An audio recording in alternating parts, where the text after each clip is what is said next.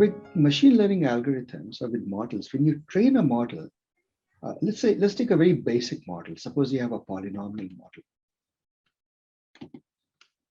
model, right? In which case you write y hat is equal to, let's say, beta naught plus beta 1x plus beta 2x squared up to the nth polynomial xn. There is a problem that any model, especially even very simple models like this have, the problem that they have is they tend to listen not just to, so suppose you have data, you want the model to, suppose this is the ground truth.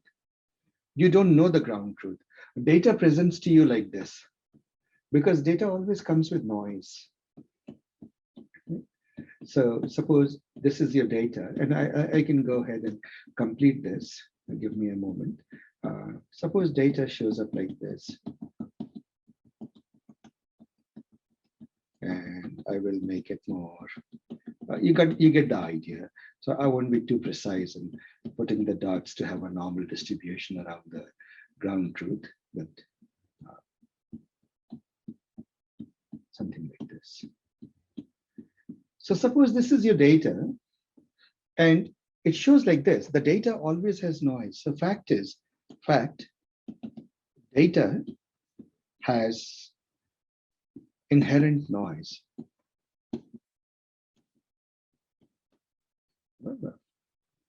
So in other words, it is always, the y is always some function of x plus an error term, a noise term that you can't really wish away, no matter how good a model that you try to build.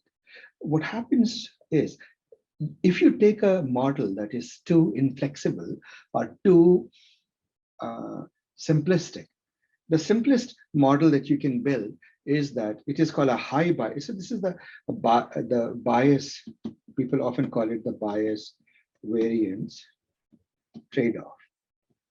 It's not really a trade-off, but people think of it like that because you can actually contrive a situation which suffers both from bias and from variance.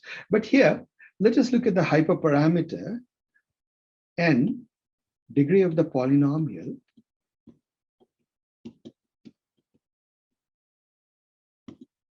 is the hyperparameter. Why? Because you can decide,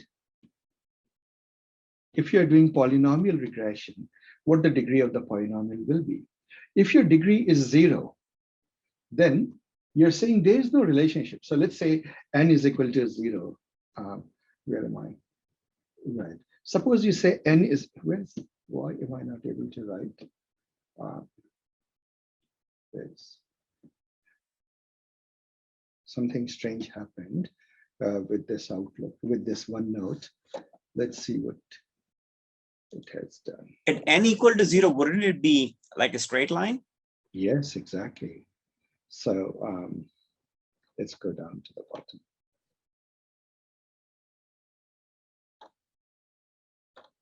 Where am I? Yeah, so Outlook has this issue, this particular version, that every once in a while, it stops responding. So I'll close it and I'll reopen it. No, not Outlook. OneNote has this issue. Now with that, this issue would have disappeared. Yeah. So when you say n is, so let's take the case. What in the world is going on? So let me try another color. This. So this beats. We said that suppose this is the ground truth, and you have data where data has showed itself to you as, let's say, like this. Why? Because data always has irreducible noise. I'm just repeating what I said a while ago with this, bringing back the picture. And you're trying to approximate it with a polynomial regression.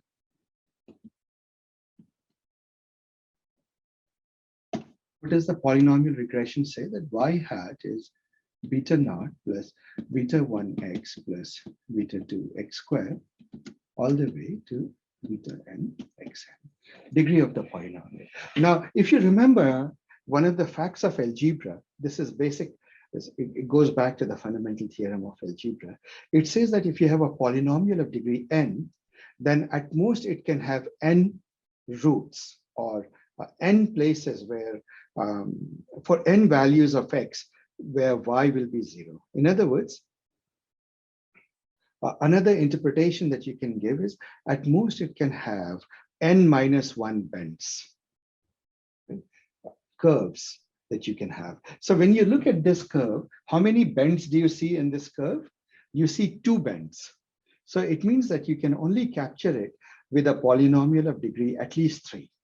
Right? That's how people think. But suppose you don't know, you have seen the data, but you don't know what degree of polynomial you're talking about. You can start by making all sorts of hypotheses. You can say, well, n is equal to 0. Suppose that is your hypothesis, right? So what does that make it? It makes y hat is equal to just beta naught.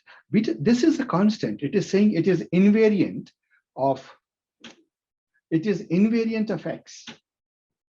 Right? The y value doesn't depend. And what would be the best fit y? It will simply be the solution would be the average value of y, which would here be, of course, 0 or close to, or whatever it is. This is your the actual y bar.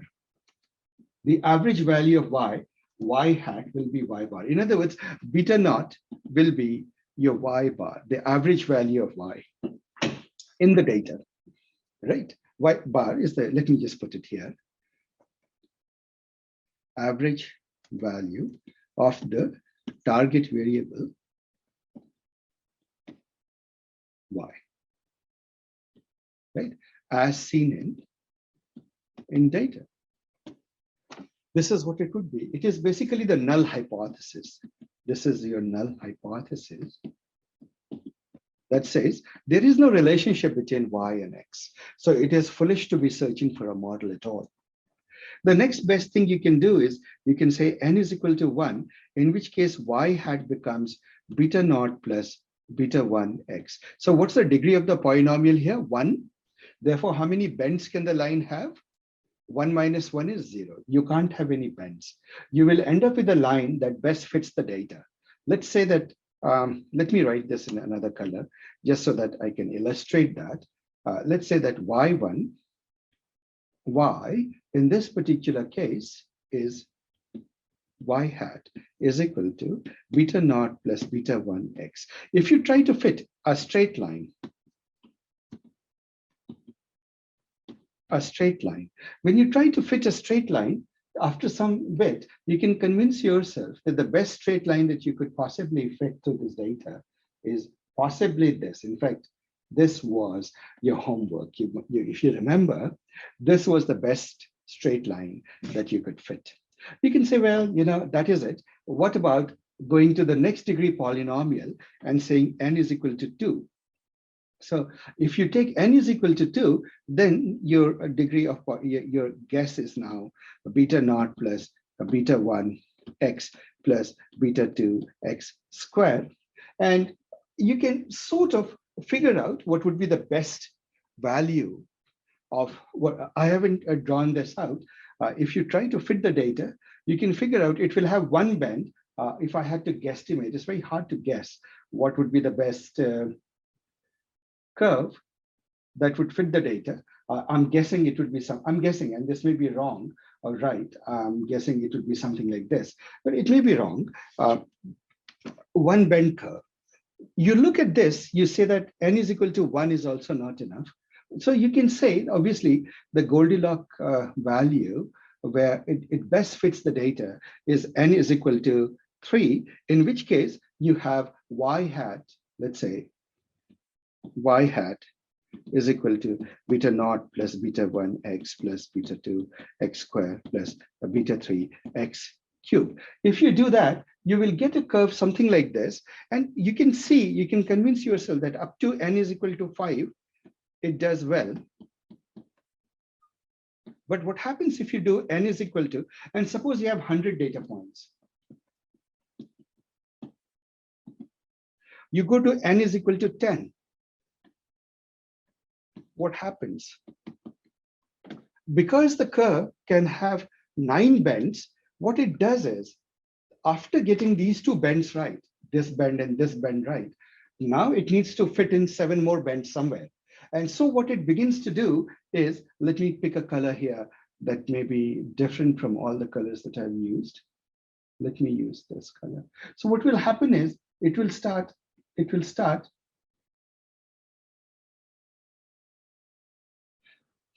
You see what the pink line is doing? It is beginning to add in extra little bends to overfit to the data. So you start seeing that it starts listening to the, listens to the noise. Because it doesn't know that it is noise, it overfits. It overfits the data, which is bad. This is also a situation of high variance in the strict definition of the Bayes, but we won't go there. Now, what about the extreme limit? If I go to y is equal to, let's say that n is equal to 99. So now how many parameters there are, including beta naught? There are 100 parameters, there are 100 data points. What does it become? It becomes simultaneous equations with 100 equations, 100 variables. What will happen?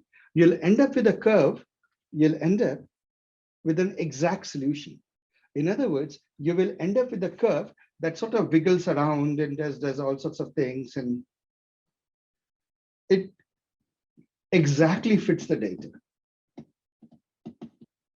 the training data. The trouble is, training data is just a small window into the reality.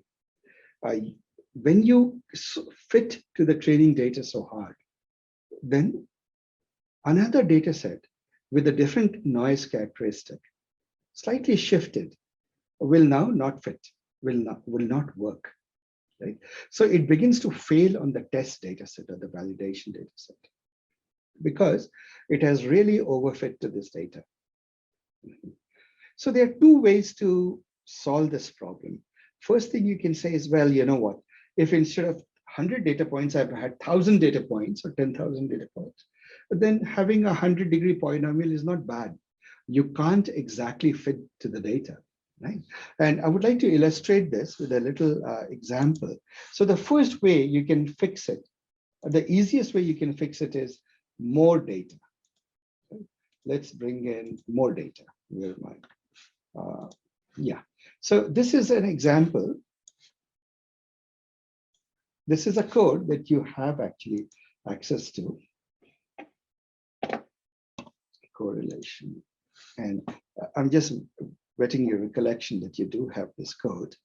Now, look at this. You have 5 data points. If you claim, are you guys able to see this graph? Yes. Yes. 5 data points.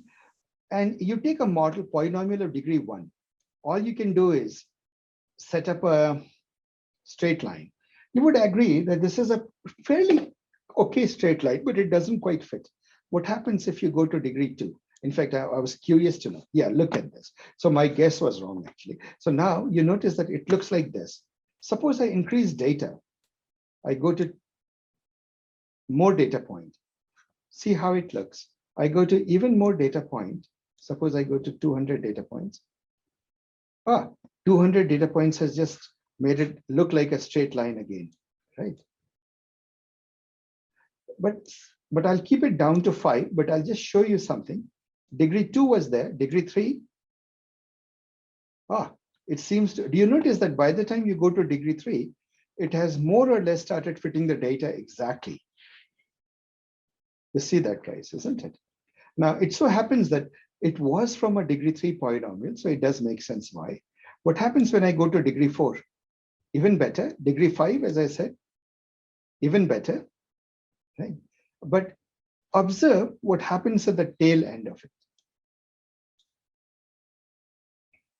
Now what has happened when you went to degree 6? You have 5 sample points and you go to degree 6. Degree 6 means it must have 5 bands, 1, 2, 3, 4. So what is it beginning to do now? Do you think that this is justified, this part? You don't know. So it gets worse as you increase the degree, as you make your model more and more flexible.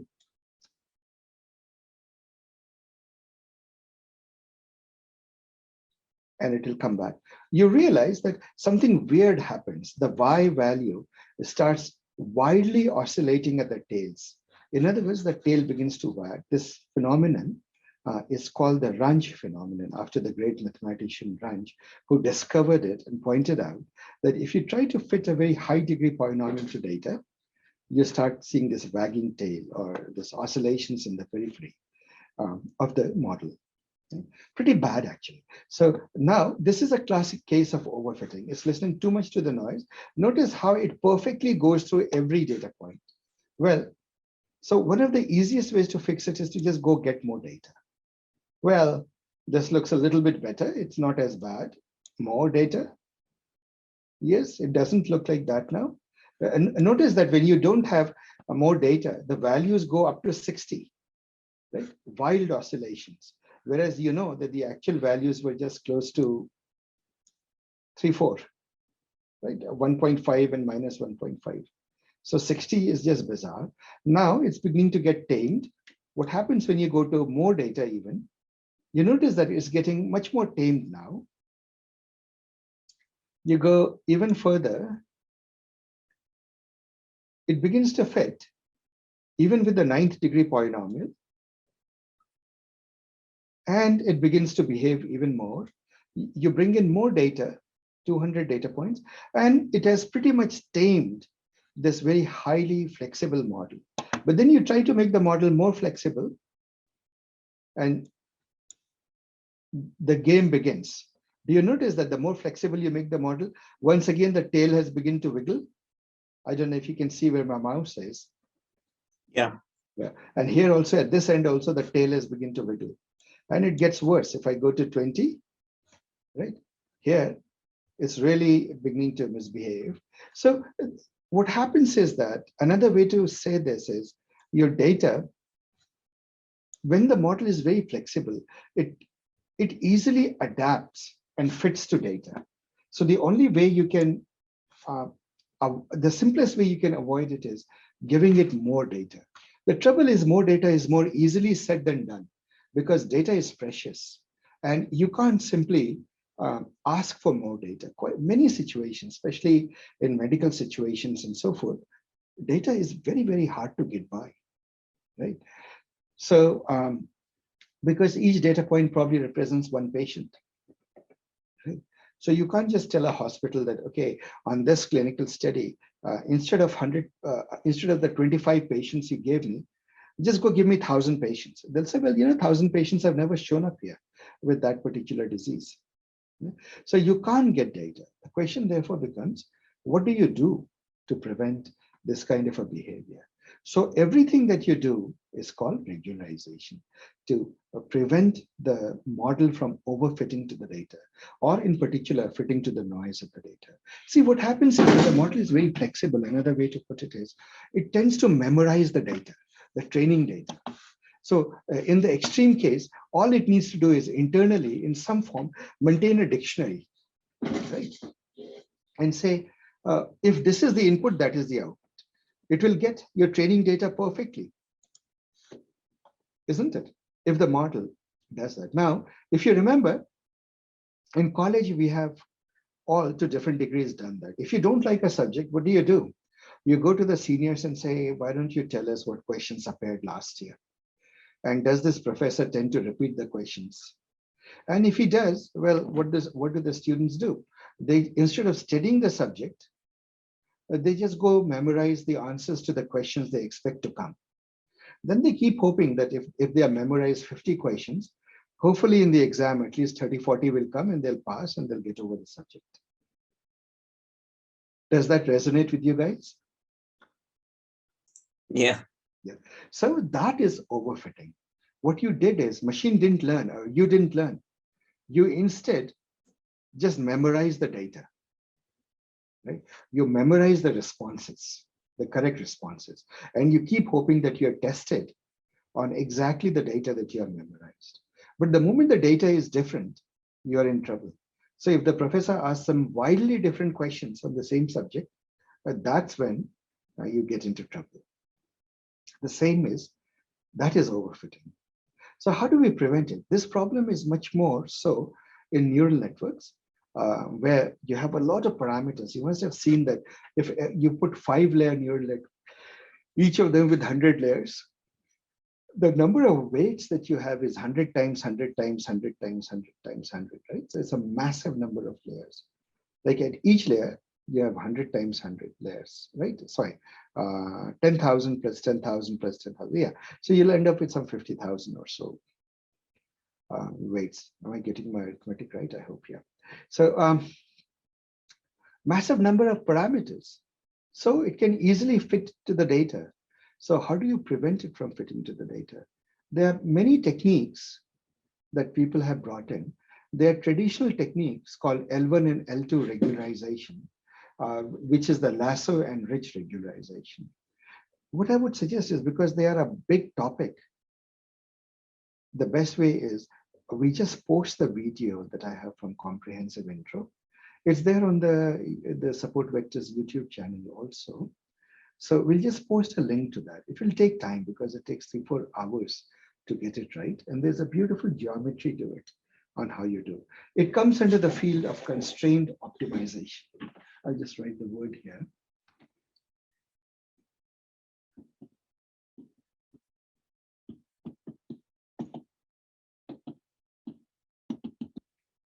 Constrained optimization. Are we together? Now, what does that mean? Means you're not looking for the absolute optima. Like, so suppose your error surface is like this, and your this is your error direction. Again, this will totally not make sense to you unless you have been through my background on this thing. These are the parameters, beta I, beta j, right? So what happens is that these things form contour lines. Now, what you do is, the absolute minima is here, but you're not willing to take that.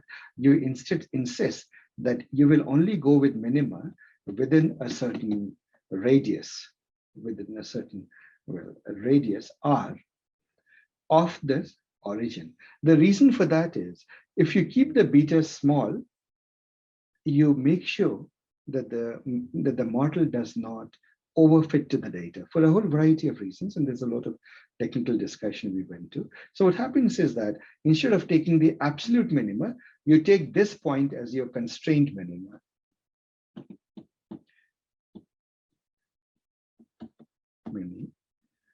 This point here is your constraint minima, and this value of beta, this is your beta star, this is your best beta here. You pick this, and there's a L1 and L2. They have to do with Minkowski norm, and which basically says, how do you define a circle?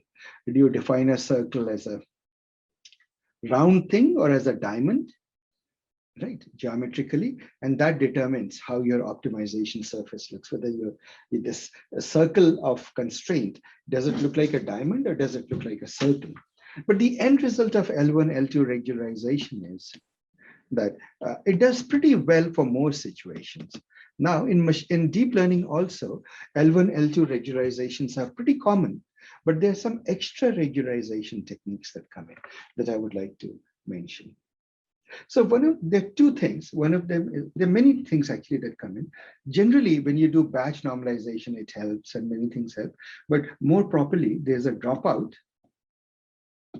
There is another technique called early stop. And then there are things that there's something called skip connections, etc., residuals that I haven't taught you. We will do it in a future section. So these things and how they affect normal regularization will come to much later. But I'll talk about two things about today. One is dropout and early stop. Early stop is easy. It says that when you see the your loss. Asif, just a quick clarification that I need.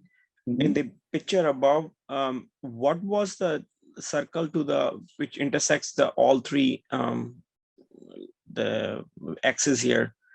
Which circle is this? He's just circling beta star. It is the beta. Yeah, it is basically in the hyperparameter. Actually, this looks as though it's rising up in the E direction. It's not. So if you just look at the beta I, beta J space, it is a circle in that. Okay. The constraint surface. You're saying basically that don't look for solution outside this region, right? So one example that I give is that maybe you are familiar with Ramayana, isn't it? Yeah. So there is this story that Ram and Lakshman and Sita, they are in exile in the forest, but Ram and Lakshman, they have to go gather food. So Lakshman draws a Lakshman Rekha around the cottage where Sita is supposed to be there and tells her, don't come out of this circle, isn't it? Right. Outside this, you are not safe, but inside you're safe, right? And so it's somewhat like that. Obviously, if you step out, as she did, then all hell breaks loose after that, because there's a demon, Ravan sitting there to do that. And so the demon here is this, the temptation is this big global optima, the globally best solution, which tends to be an overfitting solution. And effectively what you have is a circle of safe region. And you want to say that I don't want the global solution, I want whatever is best within this region. Right? Yeah. So that's what it is. But so in this case, when you selected the beta X here instead of the I would say the bottommost part of the polynomial upstairs, polynomial up in there. So I guess what we are saying is we are satisfied with whatever beta X is, and then we don't want to go to the center. Is that what you're trying to say? Yes, that's what you're saying. You're saying that we will go within a circle, whatever is the best beta, we will take that for the error. We are not going to step out of the circle. Now, why in the world do we put such a restriction, right? Why do we draw this Lakshman Rekha around it? There's a lot of interesting discussion, and the whole theory of constraint optimization comes in. Unfortunately, that will take us the better part of 3-4 hours. So I won't go into that, but I'd suggest watch the video, right? Or okay. Obviously, if you come to the ML-100 eventually, we do this in very careful detail. This is a lot of territory to cover. Got it. And this is the traditional territory of regularization in machine learning, even outside deep learning. But so shouldn't this be beta J and beta X on the bottom here, on the y-axis? Yeah, sorry, let me just say, I wrote it as beta. It's actually beta star. Beta star means star usually is optimal beta. Got it. Okay. Optimal beta. Right? I got it. I think so. Basically, what we are saying is that if this is like if this whole circle was basically we are trying to stay within this within this polynomial, right, and not go outside the bounds of it, because we will. Yes. Yeah. I got it. Okay. So what you do, so let me come to this deep learning specific techniques. Early stop is very interesting. You don't keep on learning epoch after epoch, right? What happens is after a certain number of epochs or steps, you just say, I'll stop. I'll just stop here. Instead of going all the way, you'll just stop here. It's called early stop. You stop training the model any further. It's a little dangerous because it might not have gone to the global, it might not have gone to the minima that you expect. And it takes a lot of experience to do it. See, a neural network gets very complicated. You remember that there is no convex loss surface. It's a very complicated surface. But one experience that people have had is, if you keep on training your neural network for a very, very long time, it will overfit the data. So one way to prevent it from overfitting the data is that once your loss function, your loss has become small enough as you are training it, you just stop. Don't try for perfection. You stop when it is good enough. When you do that, it has, see, in the beginning, your model is learning from the signal because the signal is strong. But after it's picked up most of the signal, it is beginning to pick up on the noise. So you want to stop early and say, I'm not going to train it any further because I fear that if I train it any further, It has already learned from the signal. There is no more signal to learn from. It is beginning to learn from the noise. So you stop it. That technique is called the early stop technique. Then comes another technique, which is quite interesting, actually. It showed up in the world of autoencoders, and later on was generalized to all of the deep learning. Even now it is used, but not as much because other things have proved more effective. So dropout was actually generalized to all of deep learning by such luminaries as Hinton itself, Jeffrey Hinton and other people themselves. They're great guys. They initially said that let's do one thing. Suppose you have a layer of neural net. Lots of nodes are there. Another layer of neural nets, right? Another layer of neural nets. What happens is that when you train it with the data, Xi, all of these things are lighting up. If you think of each neuron as a bulb that's lighting up, right? What happens is that there is way too much learning taking place. So let's handicap it in some way. What you do is you sort of simplify the network at each stage by going and shutting down arbitrarily, randomly, a small proportion of the nodes, right? You just go and shut it down. So when you pass through one batch of data or mini batch of data, each mini batch sees a different neural architecture because randomly some of the nodes have been shut off. So when the back propagation happens, both the forward pass and the back prop, they only see a subnetwork,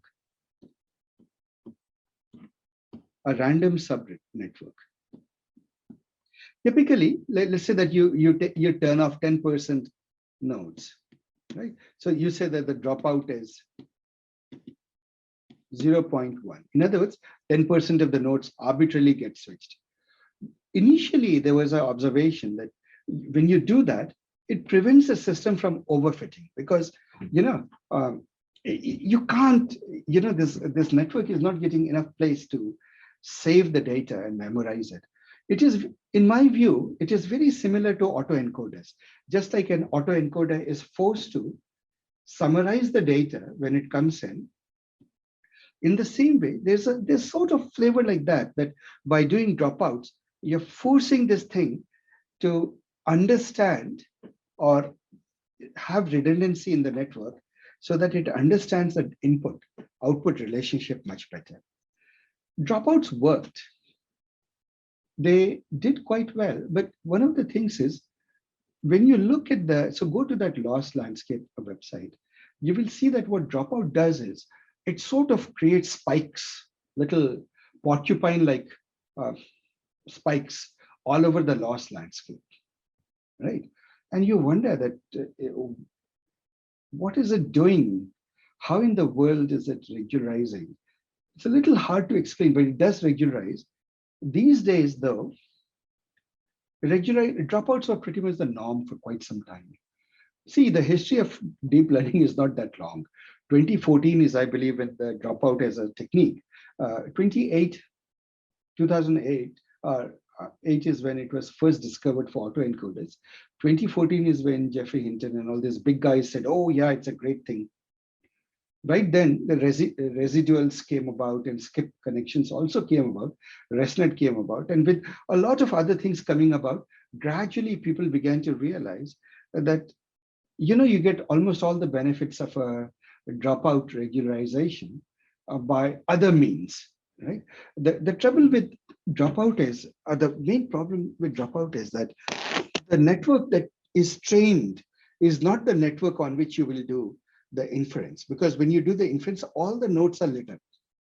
But when you are doing the training, you arbitrarily go about switching bulbs everywhere, nodes everywhere, right? And then you do the forward pass and back pass. And so it led to a bit more instability in the learning process.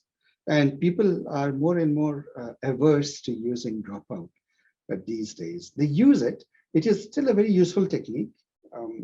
You should certainly try it out. Small amounts of dropout is always good. I still throw in a little bit of a dropout, but not so aggressive. Um, and but given the fact that you have all the other techniques that you have been learning in this course, you may not find that it is all that useful. Early stop is still very much a practice. L1, L2 regularization in your optimizer is still a very good practice. Dropout is still very prevalent, but not considered absolutely necessary anymore, okay, in terms of regularization. So that is it, So people have all sorts of, this is just the tip of the iceberg. There's L1, L2 regularization. Then there's a mixture of those elastic nets, etc. There are these skip nets and skips and residuals and so forth. They all have effect. Everything, actually, it's hard to say. Everything has a positive effect. The batch normalizations that we talked about has a positive effect. Gradually, everything has a positive effect. And at the end of it, what happens is that then you start asking, okay, is this one technique still of value or not? And you can say that about any one technique, about early stop, about you know, dropout, or so on and so forth. Should I do it or not? And ultimately, the data decides. Right? Every situation is unique. By playing around with that situation, you learn and you decide whether it works or not. But the topic of regularization is important. You must always regularize in some form or the other, because without that, there is a grave danger of overfitting to the data. So that is it. That at a very high level is regularization. It is preventing somehow overfitting to the data, either by bringing in more data augmentation, or by L1, L2 regularization, or by dropouts, and by early stops, and then by many other techniques. And the field is fertile. People keep coming up with more and more techniques for regularization, and it will go on. Hopefully, another year or two, there'll be another big breakthrough, and it will be a game changer. But at this moment, it is experimental. You have to play around with it and see what works. Right? How do you prevent the network from overfitting? See, these days you build networks that are massive in size, with hundreds of millions of parameters and weights, right? Weights and biases. So the question is, how do you even prevent such a huge model from overfitting, right? And that makes the topic of regularization very important. You have to play around with it and make sure that the system is not overfitting to the data. Right. So we have a lot more parameters than the data points, right? Like not necessarily. not. What happens is, for example, you look at the next topic. So this Monday, I'll be teaching GANs. After that, teaching transformers, and then CNNs, RNNs in the final one.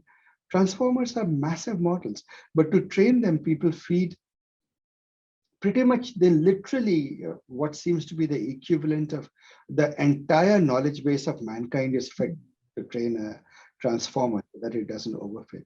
So while you use regularization, you apply all regularization technique to it, right? Pretty much you do. Not only have you good optimizers and regularization in between, and residual layers and skips and so forth, at the same time, you give it as much data as you can to prevent overfitting. So those things chomp through all of human knowledge, not just Wikipedia. Wikipedia would be too small a knowledge base. They chomp every single publicly available text in the world. Right. And then they're trained. And those models, you cannot even train on your own machine. If you take a cluster of something like 20,000 or 100,000 GPUs, serve really, really powerful servers, and you train these, one model goes through training with data for like 2-3 years, then it gets okay. Right? So these transformers that we'll talk about, they are such absolutely marvelous models, but so ginormous that it is not even conceivable that we can train them on our laptops. Okay. They're trained on massive clusters with massive amount of data, with massive effort to prevent overfitting. Everything is thrown at it. They represent the state of the art in human, in AI at this particular moment. Someone did a study that said that the amount of energy required to train a transformer as it is going through training is the same as the amount of energy needed to light up a city in the US. The total Right. energy consumption of a city, equivalent amount of energy goes into training a AI model these days. It's literally, it's that hard. But when they get trained, they become general purpose engines that can be used for many things. And we will do that in this workshop in the labs. We will do that.